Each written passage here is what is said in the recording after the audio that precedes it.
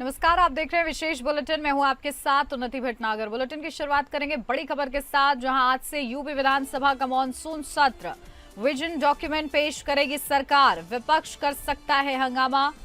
सत्र 11 अगस्त से 16 अगस्त तक चलेगा। तो ये बड़ी खबर आपको बता दें, आज से विधानसभा का मॉनसून सत्र शुरू हो रहा है उत्तर प्रदेश में और 16 अगस्त तक ये सत्र चलने वाला है। इस दौरान सत्ता पक्ष की ओर से कई अहम विधायी मुद्दों पर चर्चा की तैयारी की गई है, तो वहीं विपक्ष की ओर से भी सत्ता पक्ष को घेरने की पूरी तैयारी। इस बार यूपी विधानसभा का सत्र बेहद खास होने जा रहा है। एक दिन सदन लगातार 24 घंटे तक चलेगा, जिसमें विशेष रूप से विकसित भारत विकसित उत्तर प्रदेश 2047 विजन डॉक्यूमेंट पेश किया जाएगा, जिसमें सभी मंत्री अपने अपने विभागों का विजन डॉक्यूमेंट पेश करेंगे। यूपी विधानसभा का सत्र 11 अगस्त से 16 अगस्त तक चलेगा, जिसमें 15 अगस्त को स्वतंत्रता दिवस के अवसर पर एक दिन का अवकाश रहेगा। 13 अगस्त को सदन पूरे 24 घंटे से ज्यादा समय तक चलेगा। इस दिन सुबह 11 बजे से सदन में चर्चा शुरू होगी। तो देखिए, कई महत्वपूर्ण मुद्दे यूपी विधानसभा में गूंजते हुए नजर आएंगे और एक दिन ऐसा रखा गया है जिसमें 24 घंटे से ज्यादा चर्चा होगी। और इसी के साथ 16 अगस्त तक ये सत्र चलने वाला है। किस तरीके से सत्ता पक्ष और विपक्ष मुद्दों को उठाते हैं, ये देखना होगा। और क्योंकि 2047 विकसित भारत विकसित उत्तर प्रदेश का लक्ष्य है, उसके लिए क्या रोड मैप पटल पर रखा जाता है, ये भी देखना होगा। और इसको लेकर क्या सवाल विपक्ष के रहते हैं। तो देखिए, 11 अगस्त से 16 अगस्त तक सत्र चलने वाला है विधानसभा का। उत्तर प्रदेश में तमाम बड़ी तैयारी की गई है सत्र को लेकर। मॉनसून सत्र का आगाज होगा 11 अगस्त से लेकर 16 अगस्त तक ये सत्र चलेगा। अपडेट ले लेते हैं, हमारे विशेष संवाददाता आनंद सिंह हमारे साथ जुड़ गए हैं। आनंद, क्या कुछ जानकारी मिल रही है मॉनसून सत्र का आगाज और इसी के साथ कौन कौन से वो बड़े मुद्दे जो सुनने को मिलेंगे इस दौरान?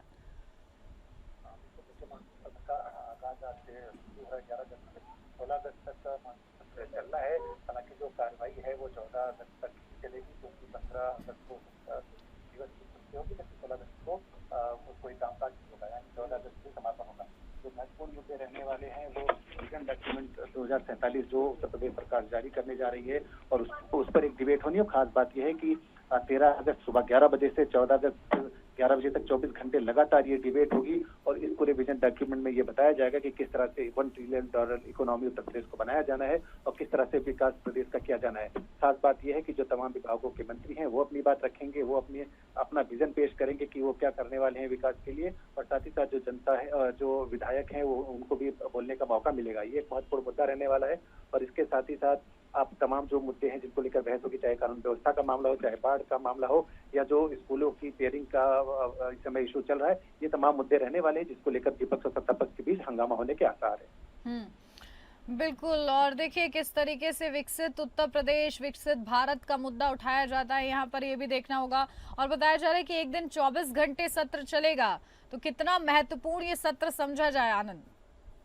जी बिल्कुल, देखिए जैसे मैंने बताया कि 13 अगस्त को जब कार्रवाई शुरू होगी तो 11 बजे से लेकर 14 अगस्त 11 बजे तक विधानसभा की कार्रवाई लगातार 24 घंटे नॉन स्टॉप चलेगी। और जो विजन डॉक्यूमेंट 2047 है वो पेश किया जाएगा, जिसमें उत्तर प्रदेश के विकास की बात की जाएगी कि किस तरह से उत्तर प्रदेश को $1 ट्रिलियन इकोनॉमी बनाया जाए। इसको लेकर तमाम मुद्दे अहम रहने वाले हैं और ये 24 घंटे की नॉन स्टॉप बैठक होने वाली है। इसके पहले उत्तर प्रदेश विधानसभा की अगर बात करें तो 185 जब जयंती थी महात्मा गांधी की, तो उस समय 36 घंटे लगातार विधानसभा चली थी। उसके बाद ये पहला मौका होगा जब 24 घंटे लगातार विधानसभा चलेगी।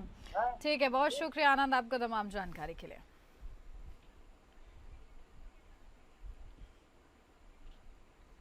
रुक करेंगे अगली बड़ी खबर का। देहरादून से सामने आ रही है, जहां सीएम धामी पहुंचे हैं आपदा कंट्रोल रूम।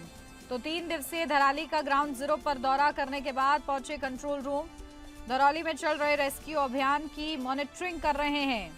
तो देखिए, बड़ी खबर आपको बता दें, जहां सीएम धामी लगातार मॉनिटरिंग कर रहे हैं कि आखिर रेस्क्यू अभियान जो है धराली में जो चल रहा है वो किस तरीके से चल रहा है, उसमें किसी भी तरीके से कोई बाधा तो नहीं आ रही है। इन तमाम चीजों की विस्तृत जानकारी लेते हुए सीएम धामी नजर आए हैं।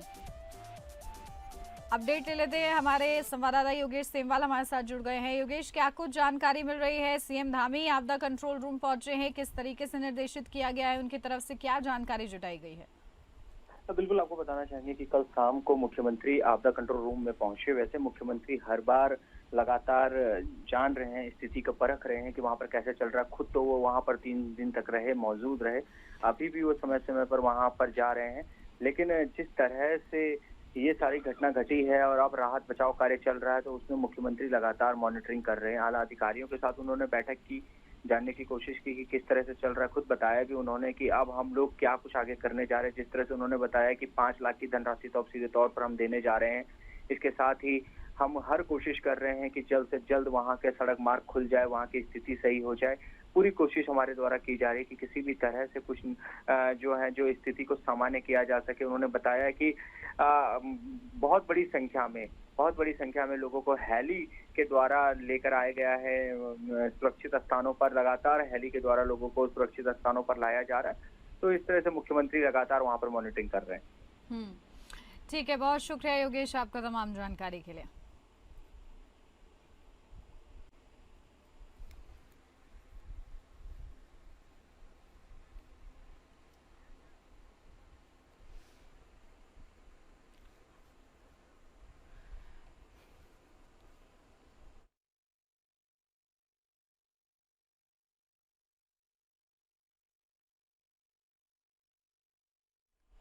निर्देशित किया है और आपदा कंट्रोल रूम वो पहुंचे हैं और वहां पर उन्होंने जानकारी जुटाई है। अधिकारियों को निर्देश भी दिए हैं कि ठीक तरीके से वहां पर रेस्क्यू अभियान चल पाए। और रुक करेंगे अगली बड़ी खबर का, जहां बिहार एसआईआर मामले पर आज सुनवाई होगी। बड़ी खबर आपको बता दें, जहां सांसद पप्पू यादव और टीएमसी नेता डेरेक की याचिका पर सुनवाई। तो बिहार एसआईआर के मसले पर सांसद पप्पू यादव और टीएमसी नेता डेरेक की याचिका पर आज सुप्रीम कोर्ट सुनवाई करेगा। पप्पू यादव ने एसआईआर की पूरी प्रक्रिया को चुनौती देते हुए इस प्रक्रिया में मान्य दस्तावेजों के रूप में आधार, राशन कार्ड, मतदाता पहचान पत्र को शामिल करने की मांग की है। याचिका में यह भी मांग की है कि प्रवासी मजदूरों को वर्चुअल माध्यम में भी इस प्रक्रिया में शामिल होने की व्यवस्था बनाई जाए। तो ये बड़ी खबर आपको बता रहे हैं। बिहार एसआईआर के मसले पर सांसद पप्पू यादव और टीएमसी नेता डेरेक की याचिका पर आज सुप्रीम कोर्ट में सुनवाई होगी। और ऐसे में सुप्रीम कोर्ट किस तरीके से अपनी बात रखता है इस पूरे मामले पर, क्योंकि देखिए हंगामा भी हो रहा है इस मुद्दे पर, सियासत भी जमकर हो रही है और बिहार का चुनाव भी नजदीक है। अपडेट ले लेते हैं, हमारे संवाददाता विवेक सिंह चंडेल हमारे साथ जुड़ गए हैं। विवेक, क्या कुछ जानकारी, आज इस एसआईआर मामले पर सुनवाई होनी है, क्या अपडेट? बिल्कुल, जो ये याचिका दाखिल की गई, इस याचिका में जो मांगी की गई है उसका आधार बहुत नॉर्मल और सिंपल है, जो कि पहले की याचिकाओं में। लेकिन कुछ चीजें जो वर्चुअल और जो प्रवासी मजदूरों को लेकर कंसर्न दिया गया है वो जेन्युइन है, जिसके ऊपर सुप्रीम कोर्ट विचार कर सकता है। लेकिन यहाँ एक महत्वपूर्ण बात ये भी है कि इस मामले पर 13 अगस्त को पहले से सुनवाई तय है। तो इस मामले पर भी सुनवाई 13 अगस्त को ही होगी और मोस्ट प्रॉब्ली अगर कोर्ट को ये लगेगा तो इसमें नोटिस जारी कर सकता है। अब जहां तक बात करें बिहार एसआईआर को लेके जो उहापोह चल रही है, उस स्थिति में जो इलेक्शन कमीशन है उसकी तरफ से एक एडिशनल इसमें एफिडेविट और एक डायरेक्शन के लिए एक अर्जी जो है सुप्रीम कोर्ट में दाखिल की गई, जिसमें स्पेसिफिकली ये कहा गया है कि चूंकि एसआईआर का जो प्रारूप है वो 1 अगस्त को ड्राफ्ट कर दिया गया है, लेकिन जो फाइनल जो लिस्ट जारी होगी उस लिस्ट को के जारी होने से पहले वो तमाम चीजें पूरी कर ली जाएंगी तथ्यात्मक रूप से, जिससे कि किसी भी योग्य व्यक्ति का नाम उससे न कटने पाए। इसके लिए चाहे बीएलओ की नियुक्ति हो, चाहे स्वयं सेवकों की नियुक्ति हो, या फिर जो प्रारूप भरने की बात कही जा रही हो, जो दस्तावेजों की बात की जा रही हो, इन सबको पूरा करने के बाद ही ऐसा निर्णय लिया जाएगा कि किसी का नाम कटता है या नहीं कटता है। तो उसके लिए जब तक उसको पूरी सुनवाई का मौका नहीं दिया जाता तब तक उसका नाम नहीं काटा जाएगा, और इसका एश्योरेंस इलेक्शन कमीशन ने अपने एडिशनल एफिडेविट में दिया है। इसके अलावा इलेक्शन कमीशन ने स्पेसिफिकली ये कहा है कि एडीआर ने जो याचिका दाखिल की है, जिसमें ये एक अर्जी दाखिल की थी हाल ही में, जिसमें ये कहा था कि जो 65 लाख नाम जो 1 अगस्त को प्रारूप जारी किया गया उसमें 65 लाख नामों का जिक्र नहीं किया गया है, उनके नामों को खुलासा करने के लिए कोर्ट से आग्रह किया था। तो जो इलेक्शन कमीशन है उसका बहुत स्पष्ट रूप से कहना है कि न तो कोई ऐसा नियम है, न तो किसी नियम के वो जिससे बाध्य हैं कि जो 65 लाख लोग हैं जिनके नाम सूची में नहीं है उनके नाम प्रकाशित किए जाएं। वहीं जो इलेक्शन कमीशन है उसने बहुत स्पष्ट रूप से बताया है कि इसमें जिन लोगों के नाम कटने की बात प्रारूप के आधार पर है उनमें से कितने लोगों ने अपने फॉर्म जमा कर दिए हैं। इसके अलावा जिनको जो लास्ट अपॉर्चुनिटी है वो देने का काम किया जा रहा है। जो स्वयंसेवक हैं खुद से मिल रहे हैं और उन चीजों को मैनेज करने की कोशिश कर रहे हैं। तो जो ये याचिका दाखिल कर इलेक्शन कमीशन को बाध्य करने की बात कही जा रही है कि जो 65 लाख नाम कटे हैं उन नामों को प्रकाशित किया जाए, तो वो संभव नहीं है। साथ ही इलेक्शन कमीशन ने यह भी बताया कि जो राजनीतिक दल है उनको भी इन जो सूचियां हैं इन सूचियों को दे दिया गया है जिनके नाम समय समय पर काटे गए थे, जिससे कि अगर वो कॉन्स्टिट्यूंसी के निवासी हैं और वहां रहते हैं और उनका स्थायी निवास है वहां पे, तो उनके थ्रू उसको समझा जा सके और वो अपनी दलीलें रख सके और बाद में उनका नाम जोड़ा जा सके। तो जो इलेक्शन कमीशन है वो एसआईआर को लेकर पूरी तरीके से चौक चौबंद व्यवस्था कर रहा है, उसमें कहीं कोई दिक्कत नहीं आएगी, न तो किसी का नाम कटेगा। हालांकि सवाल ये भी है कि जो याचिका दाखिल की गई है, जो याचिकाएं दाखिल की जा रही हैं जिसपे आज भी सुनवाई होने वाले पप्पू यादव और टीएमसी नेता की, उसमें जो मांगे की गई है उस पर जरूर सुप्रीम कोर्ट विचार कर सकता है, क्योंकि इससे पहले भी जब सुनवाई हुई थी तो सुप्रीम कोर्ट ने दस्तावेजों को लेकर जरूर कहा था कि जो कुछ जरूरी दस्तावेज हैं जैसे कि आधार और राशन कार्ड समेत ऐसी चीजें हैं जिनको आप उसमें 10-11 दस्तावेजों में शामिल कर सकते हैं, लेकिन कोर्ट ने ये नहीं कहा था कि इलेक्शन कमीशन उसके लिए बाध्य है। हालांकि इलेक्शन कमीशन इसको मंजूरी दे सकता है, लेकिन इलेक्शन कमीशन ने कहा कि उसके लिए वो बाध्य नहीं है, ऐसे में उसको जरूरत भी नहीं लगती है। तो आज जो सुप्रीम कोर्ट में सुनवाई होगी उसमें बहुत हद तक मुमकिन है कि इस जो पप्पू यादव और साकेत गोखले की जो याचिका है उस पर नोटिस जारी हो और 23 अगस्त को इस मामले पर सुनवाई हो। जी ठीक है विवेक, आप बने रहिएगा हमारे साथ, ज्यादा जानकारी आपसे लूंगी।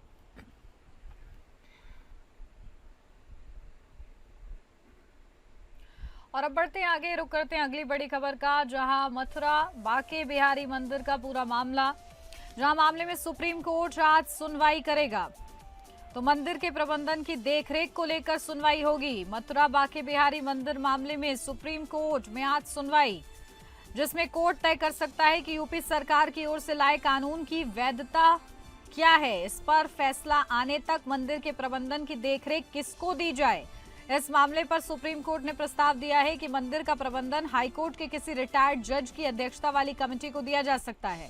इसके लिए यूपी सरकार और याचिकाकर्ता दोनों पक्षों से इसके लिए नाम भी मांगे गए हैं। तो देखिए, ये बड़ी खबर आपको बता रहे हैं, मथुरा बांके बिहारी मंदिर का ये पूरा मामला है और आज सुप्रीम कोर्ट सुनवाई करेगा कि आखिर मंदिर के प्रबंधन की देखरेख किसको दी जाए, उसको लेकर क्या निर्णय आता है, क्या फैसला होता है कोर्ट की तरफ से, ये देखना होगा। तो विशेष ये पूरा मामला, मथुरा बांके बिहारी मंदिर मामले में आज सुनवाई। हमारे संवाददाता भी लगातार हमारे साथ बने हुए हैं, उनका भी रुख करेंगे, लेकिन उससे पहले आपको बता दें यूपी सरकार और याचिकाकर्ता दोनों पक्षों से इसके लिए नाम भी मांगे हैं।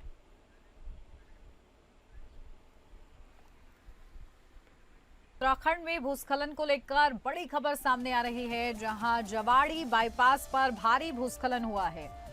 केदारनाथ हाईवे जवाड़ी बाईपास पर भारी भूस्खलन, हाईवे जवाड़ी बाईपास पर दो तरफा यातायात बंद हुआ है। मलबा हटाने में लगेंगे कई दिन। तो ये बड़ी खबर आपको बता रहे हैं, ऋषिकेश बद्रीनाथ और रुद्रप्रयाग गौरीकुंड हाईवे को जोड़ने वाले रैंतोली जवाड़ी बाईपास पर भारी भूस्खलन से टनों मलबा जमा हो गया है, जिस कारण दो तरफा यातायात को रोक दिया गया है। मलबे से सड़क को भी नुकसान पहुंचने की संभावना है। तो मलबा हटने में कई दिन लगेंगे। अपडेट ले लेते हैं, हमारे संवाददाता सतीश कोठारी हमारे साथ जुड़ गए हैं। सतीश, क्या स्थिति बनी हुई है, भूस्खलन को लेकर खबर मिली है, क्या जानकारी आगे? देखिए, मैं बात करूं रुद्रप्रयाग की, तो रुद्रप्रयाग में जो भूस्खलन हुआ है, अभी कुछ दिन पहले जोशीमठ हाईवे पे भूस्खलन हुआ था, तो उसको लेकर जो अभी वहां प्रॉपर तरीके से साफ नहीं हो पाया, प्रॉपर तरीके रोड क्लियर नहीं हो पाई, तो तुरंत बाद ही रुद्रप्रयाग और जो रुद्रप्रयाग से केदारनाथ की तरफ रोड जाता है, वो जो बाईपास है वहां पे भूस्खलन हो गया है। इतना ज्यादा भूस्खलन हो रखा है कि जो नीचे रोड है वो भी धंस चुकी है और लगभग ये लगाइए कि अगर बीआरओ और ये पीडब्ल्यूडी आईटी वो एनडीआरएफ की एसडीआरएफ की टीम भी वो होती है तो लगभग ये मान के चलो कि 2 दिन का समय लगेगा उसको साफ क्लियर करने में, क्योंकि बहुत ही ज्यादा बोल्डर आ रखे हैं, बड़े बड़े बोल्डर आ रखे हैं, बहुत ज्यादा भूदसाव है और भूदसाव के साथ साथ रोड भी जो है डैमेज हो चुकी है। जी बिल्कुल, देखिए किस तरीके से वहां पर अब तैयारी की जा रही कि मलबा हटाया जाए, इसको लेकर कितनी दुरुस्त तरीके से वहां पर काम चल रहा है। सबसे बड़ी दिक्कत ये हो रही है कि बारिश रुकने का नाम नहीं ले रही है। बारिश जो है रात को शुरू हो गई थी और पहाड़ों में जो है कल शाम से शुरू हो गई थी। बारिश शुरू होने इस सबसे बड़ी दिक्कत यहाँ पे आ रही है। वहां पे जो है बारिश आ रही है और बारिश आने में बहुत ज्यादा दिक्कतें हो रही हैं प्रशासन को जो है उस मलबा हटाने में, क्योंकि पीडब्ल्यूडी की जेसीबी लगी है, बीआरओ लगा हुआ है, लेकिन बारिश के कारण जो है भूस्खलन को हटाना बहुत मुश्किल है। जब आसमान साफ होगा, बारिश साफ होगी तो ही वो हो पाएगा, रोड क्लियर हो पाएगी। और दूसरी बात यह है कि यहाँ से ऋषिकेश से भी आवाजाही बंद कर दी गई है गाड़ियों की जो 4 धाम यात्रा को निकलती थी। जी ठीक है, बहुत शुक्रिया सतीश आपका तमाम जानकारी के लिए।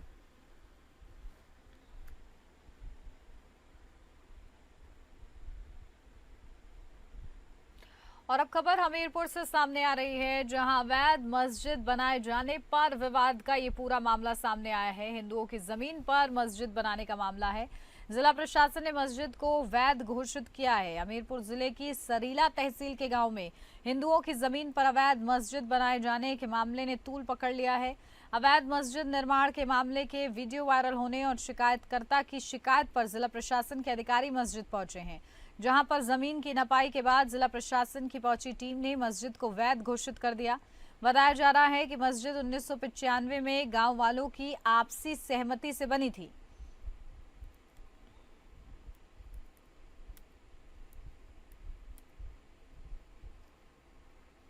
वीडियो जिसमें यह कहा गया कि हिंदू समुदाय की भूमि पर अवैध रूप से कब्जा करके मुस्लिम समुदाय द्वारा मस्जिद बना ली गई है, कि जांच राजस्व पुलिस टीम द्वारा तत्काल उसी दिन की गई। जांच में पाया गया कि उक्त मस्जिद आबादी की भूमि पर बनी हुई है।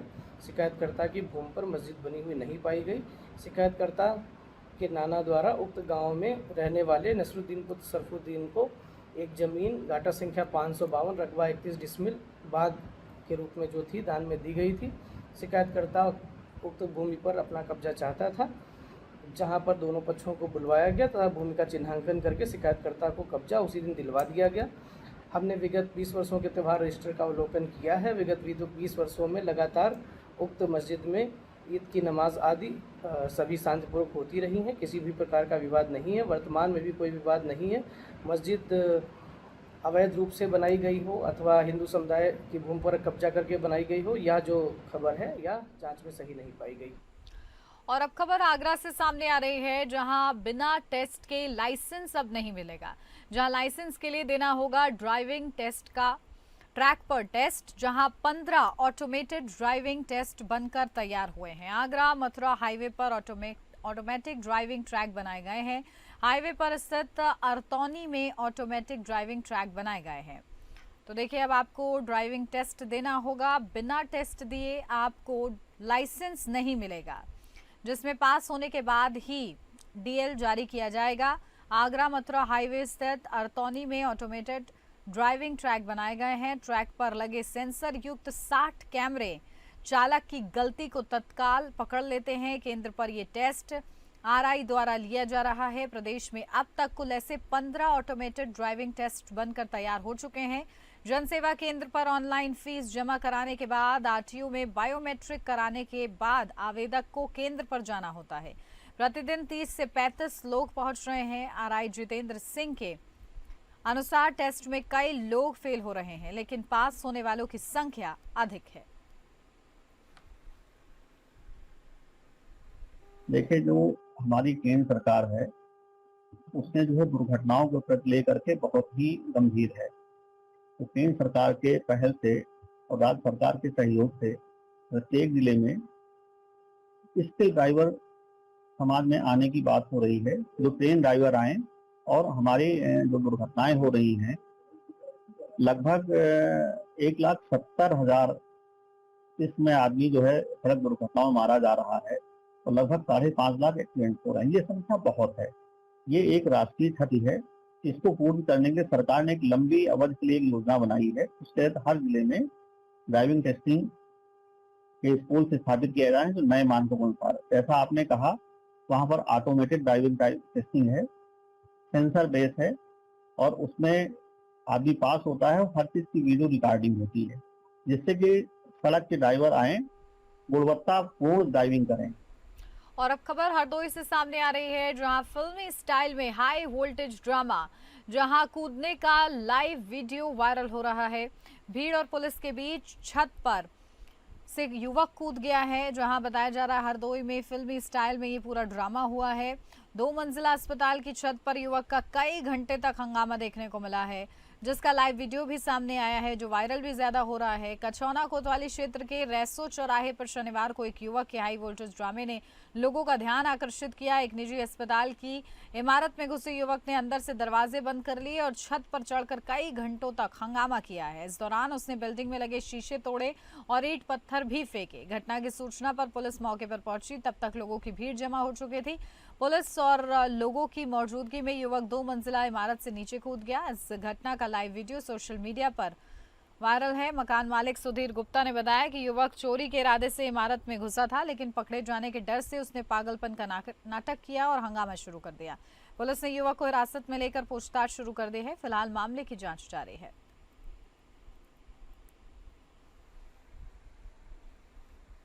और अब खबर ललितपुर से है, जहां शराबी महिला का हाई वोल्टेज ड्रामा सामने आया है। पति पत्नी के बीच जमकर विवाद।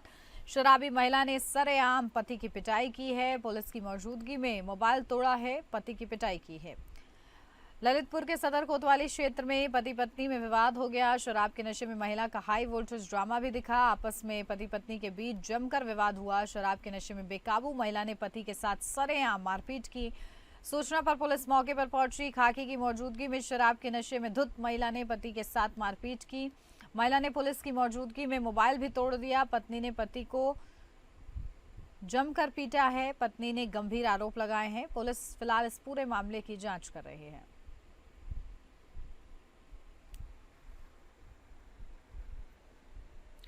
और इसी के साथ इस बुलेटिन में बस इतना ही। नमस्कार।